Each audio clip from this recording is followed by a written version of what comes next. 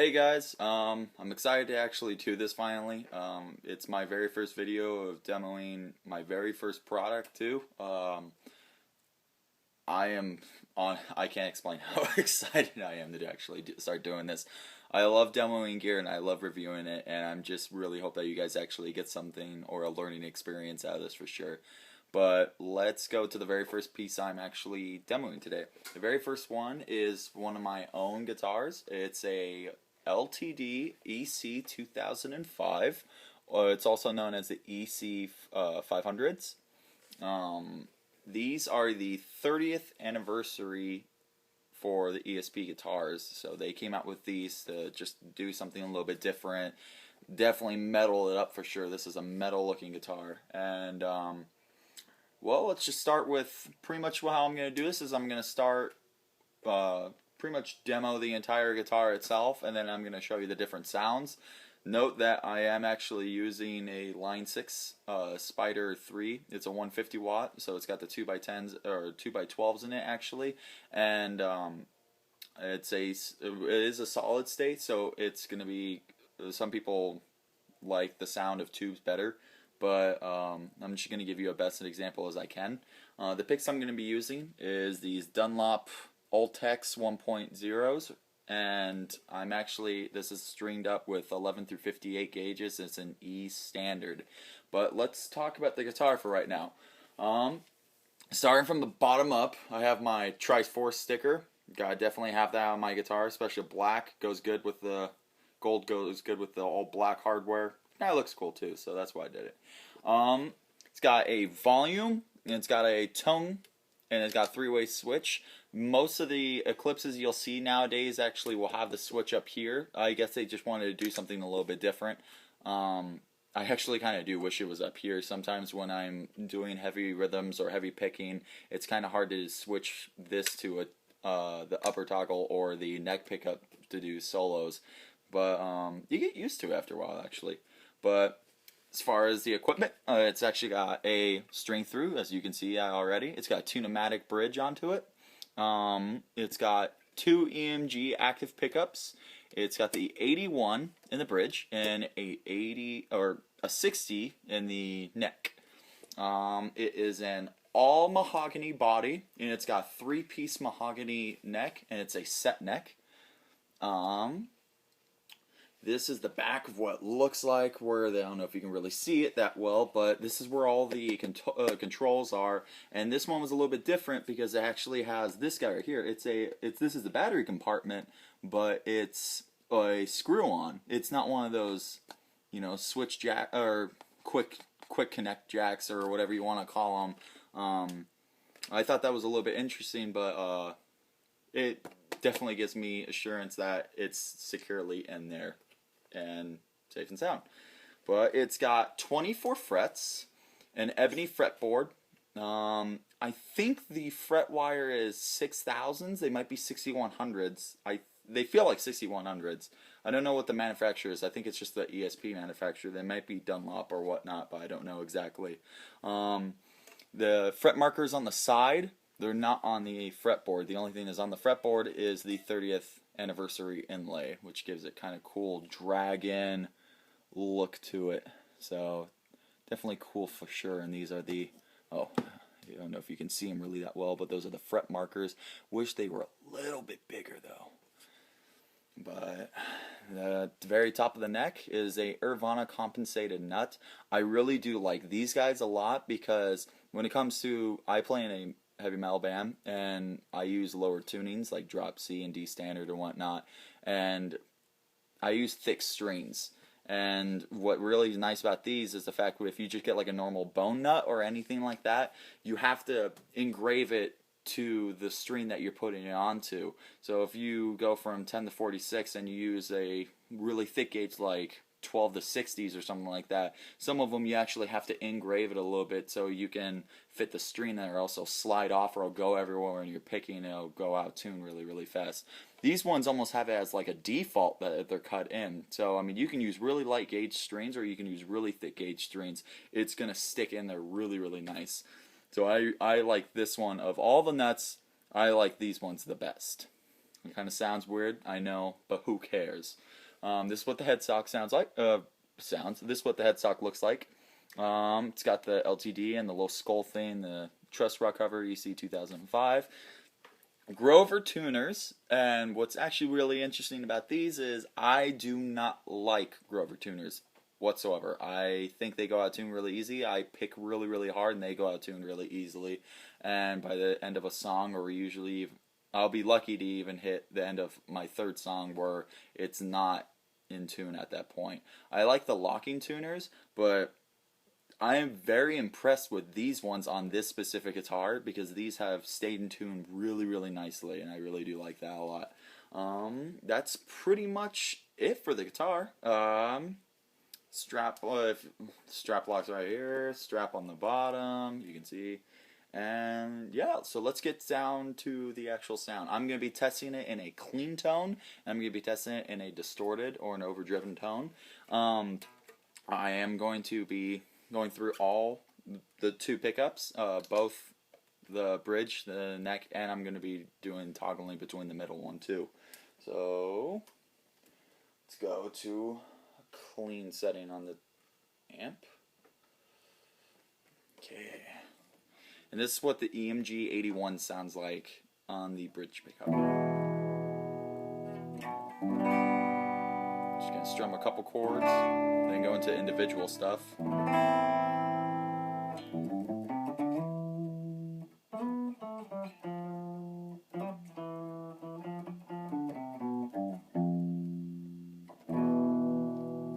Now go to the middle. Definitely some added thickness or fatness to it for sure.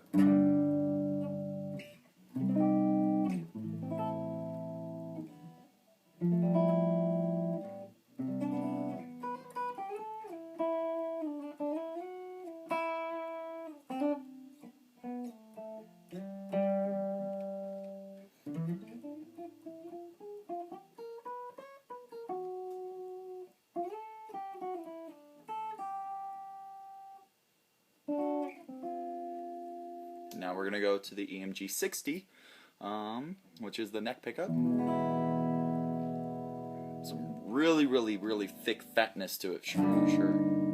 Kind of hit a wrong chord there.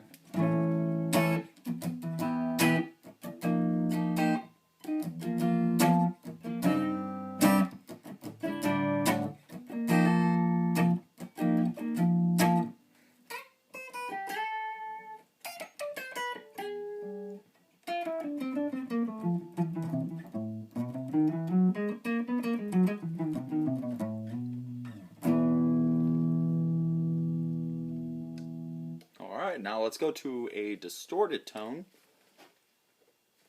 and this is what the EMG 81 sounds like with distortion.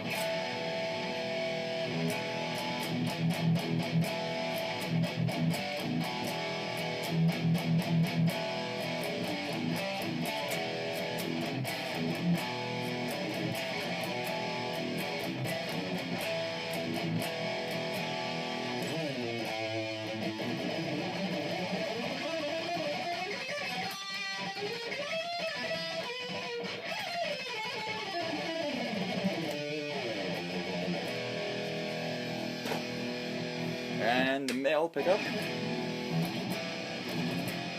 gives it kind of, especially with the distortion built in, especially with the distortion on the double pickups going on, or I don't know what I'm trying to say. With the middle select, it's actually gives it kind of like a single coil hit to it.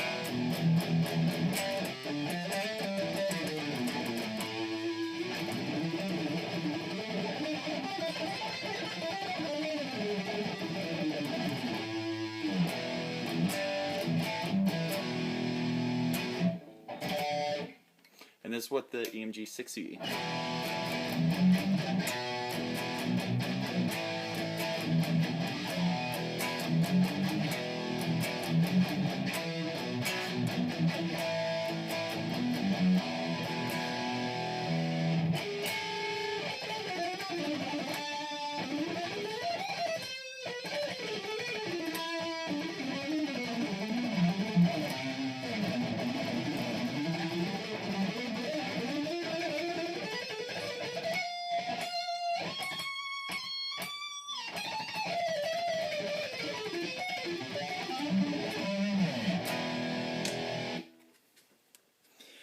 And I guess as far as it going to different types of genres and whatnot, I wouldn't recommend this for any other genre except for metal.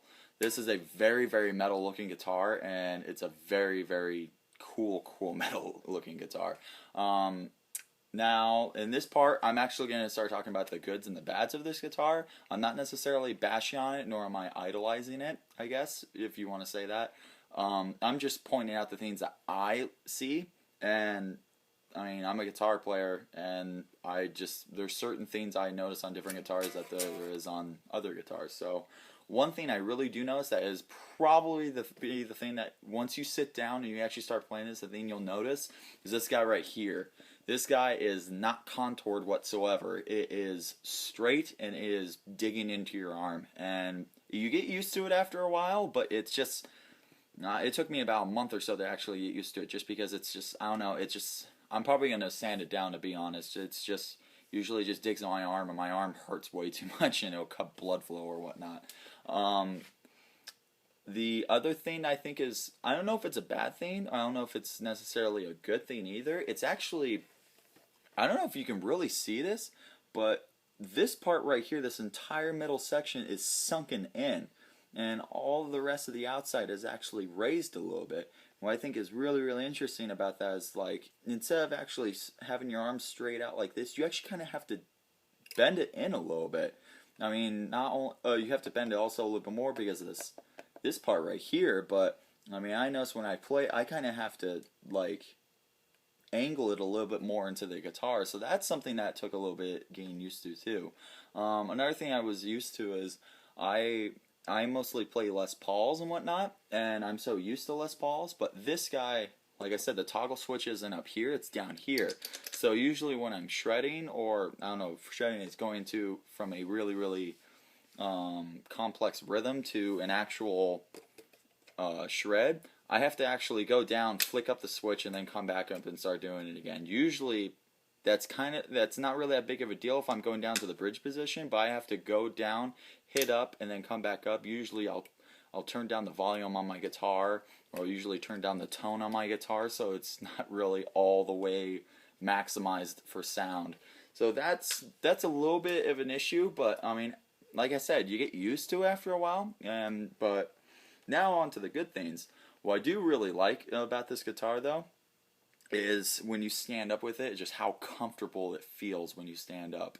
It is a little bit neck heavy, but I got used to that after about 20 minutes of having the guitar. I mean, it's just a beautiful, beautiful crafted guitar, and it's very, very, very, very fun to play with, especially for, like I said earlier, with all different types of gauges and whatnot. I mean, going from, like, you know, even the lightest gauge to the thickest gauge, it's just this guitar will take it, and it is a 24.75 inch scale.